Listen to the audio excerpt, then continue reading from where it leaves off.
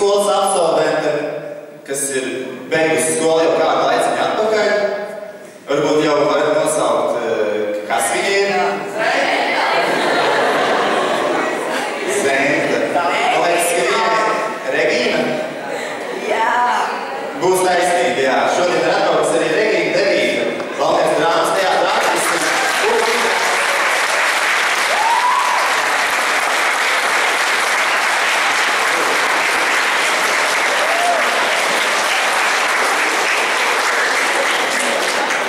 Labrīt, mani sauc Regīna Devīta. Un jūs man ļoti iepriecināsiet, ja jūs satiekot man teiksiet Regīna, jo man ir bailes zaudēt savu identitāti. Es esmu šīs skolas absolvente. Es šeit mācījos ļoti sen. Man ir bail teikt, cik tas bija sen. Un tā drusku pēc dinozauru laikiem. Bet te bija ļoti jauka, un es skolu atceros vienmēr ar milzīgu prieku, un uz šīs skatuves tā bija viena no pirmajām reizēm, kad es sāku spēlēt. Un acīm redzot, tas ir bijis ļoti svētīgi un palīdzējis man tālākajā dzīvē. Un šodien es esmu pie jums, lai parunātu par labdarību. Un neko daudz jau es jaunu nevaru pateikt. Es vienkārši gribu jums atgādināt Dalai-Lamas vārdus, ka vienīgā iespēja, kā cilvēkam būt laimīgam, ir darīt laimīgus citus. Un tā ir arī mana pārliecība. Jo visi labie darbi, lai cik jocīgi tas nebūtu, bet tāda ir pasaules kārtība vai Dieva griba, katrs sauc savādāk, ir tāda, ka viss, ko mēs labu daram, citiem mēs to daram sev. Jo nekas jau nenotiek tā pats no sevis, un ja mēs kādreiz dzīvē gribam veiksmīgu karjeru, labu dzīvi, tad mums ir jāsāk jau šodien, mums ir jādara labi darbi, kuri vēlāk, par to es gandrīz 100% jums varu galvot, viņi vēlāk pie jums atgriezīsies, tā tas ir. Un es tālāk nerunāšu gudrīgi, bet es pastāstīšu par savu labdarības pieredzi.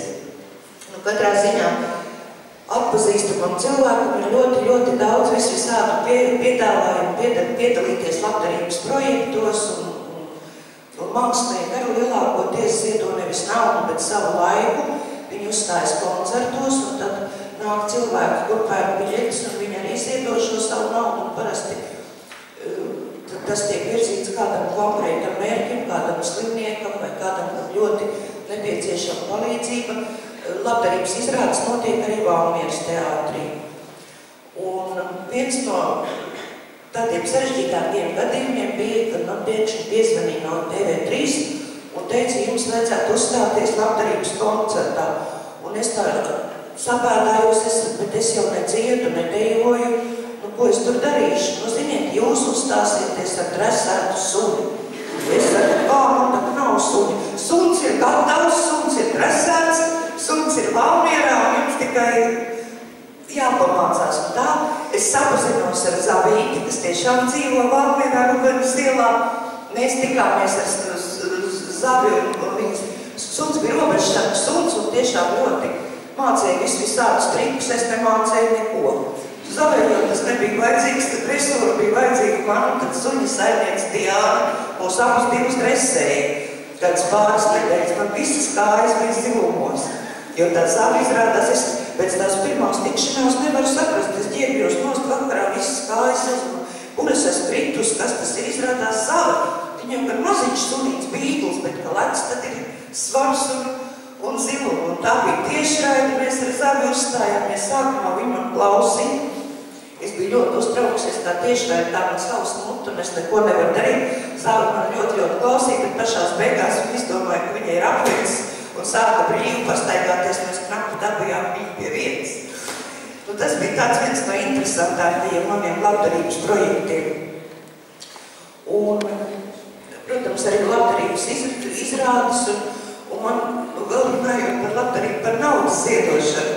Man ir ļoti grūti paiet garām cilvēkam, kurš lūdz naudu, lai gan es ar prātu saprotu, un sevišķi Rīgā, ka tā ir vesela, kā lai saka, tas ir vesels uzņēmums, jo tie cilvēki, kas tur sēž pie stacijas un pie autostas, parasti ir vieni un tie paši, un es esmu pārliecināti, un tā tas arī ir, ka šo naudu viņi nelūdz sev, bet kādam Dievs viņi zina, kāds tas kāds izskatās, kas liek cilvēkiem salā un sniegā tupēt uz ceļiem un lūgt naudu, bet es tad mēģinu nedomāt, tā jau galu galā nav mana darīšana ir ziedot, es nolieku kaut kādu attiecīgu skaitu sātību un ziedoju, bet gadās dienas, kad man tad, ne jau katru dienu, protams, nevienmēr pašai man ir tik daudz naudas, lai es vēl varētu, vienkārši nav. Bet ir dienas arī, kad uz ielas viens pienāk klāt, viņam tāda problēma, viņš tur netiek mājās un viņš tur nezin ko. Tad pienāk otrs, pienāk trešais. Un bija tāda diena, tas bija ļoti smieklīgi, netālu no tās vietas, kur es Rīgā īrēju. Gultas vietas ieeja veikalā un ienāk viens tāds bomzīts, nokāries ar daudziem maisiem un atkal kārtējo reizi lūdz naudu. Viņš jau bija tajā dienā, vismaz kāds 5. Un es vairs nevaru izturēt, man arī ir savu nervu sistēmu, es saku, piedodiet, bet es vairs nevaru. Es nevaru ziedot, man nepārtraukti nāk klāt un prasa naudu, lai man tas ģības ir tāds labsirdīgs. Un viņš man iedomājoties pagriež, bet man no svētā nopietnībā saka, ak, Dievs, cik jocīgi, un man neprasa neviens. Es, protams, apsmējos, ka viņš tos dažus stātības arī dabūja kā pēdējais. Tā. Katrā ziņā es jau uzskatu, ka tas pirmais, ka te minēju par labdarības 3 punktiem, ka tas pirmais ir tas vislabākais, jo ķīnieši mēdz teikt tā, ka ja tu cilvēkam iedosi zivi, jūs noteikti zināt to sakāmā, ja tu iedosi viņam zivi, viņš būs paēdis un laimīgs 3 dienas, bet ja tu viņam iedosi makšķeri, viņš būs laimīgs un paēdis visu mūžu. Tā kā viens no veidiem, es domāju, tas ir tas pareizākais, ir palīdzēt cilvēkam ne tikai materiāli, bet dot viņam iespēju. Varbūt jūs varat atrast kādu, kam iet grūti, un dot viņam iespēju, kā viņš pats varētu tikt galā ar savām problēmām. Un palīdzēt sev, tas tā ir tā skaistākā lieta. Jo nav jau noslēpums arī tas, ka es nezinu, kāpēc cilvēks ir tik jocīgi iekārtots un varbūt taisnība, ka tur ir kaut kāda radītājiem radusies kaut kāda kļūda radot cilvēku, bet ir bieži tā, ka cilvēki, kuri saņem pabalstus un saņem labdarību, viņi kaut kā kļūst tādi trulli, un viņi vairs neko negrib, jo laukos, cik es esmu runājis, ir tāda problēma, ka cilvēkiem ļoti trūkst tie, kas kaut ko dara, ļoti trūkst darba roku. Un tajā pašā laikā pie veikala sēž vesels bars betona vīru, un visu laiku prasa iedod man aliņam, un tad tas saimnieks saka, bet atnāc pie manis pastrādā, nopelna to labu. Nē, neviens neiet. Un tad es domāju, ka tāda nepārtraukta, tāda naudas došana cilvēkiem, kuriem varbūt vajadzētu drīzāk tiešām ņemt un piespiest, lai viņi strādā, nevis lai lūdz naudu, jo tas nāk tikai par sliktu.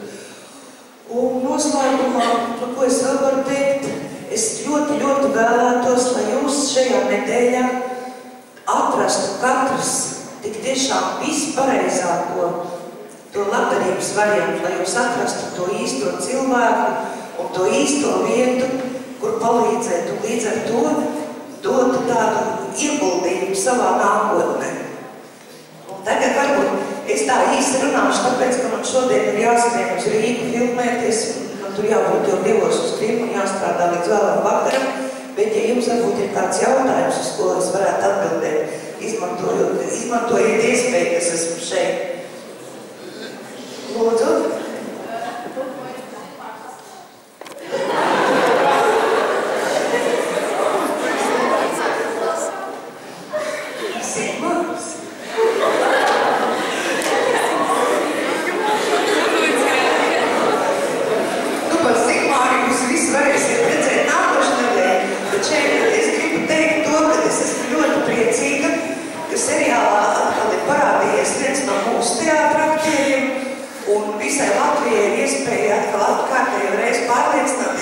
Cik Aigars Filips ir foršs aktieris, kas spēlē Sigmāru. Man nav lielā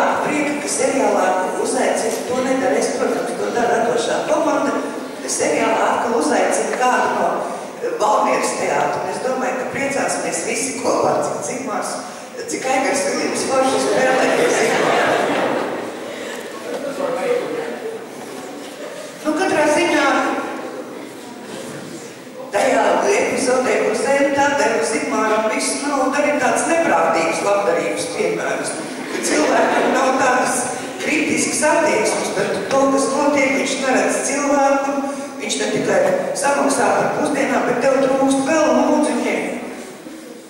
Tas ir tiešām varbūt tāds piemērs, kā nevajadzētu darīt. Es ceru, ka jums dzīvē tādas situācijas negadīsies. Tā sētē ir Zigmāra.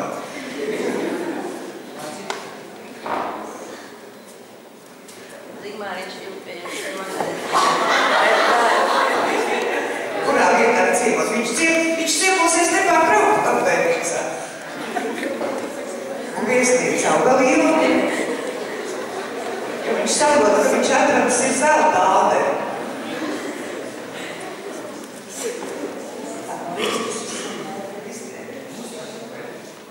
Es saprotu, ka aktuāla tēma ir Zigmārs, bet priecās. Paldies jums katrā ziņā par aplausiem, paldies par smaidiem.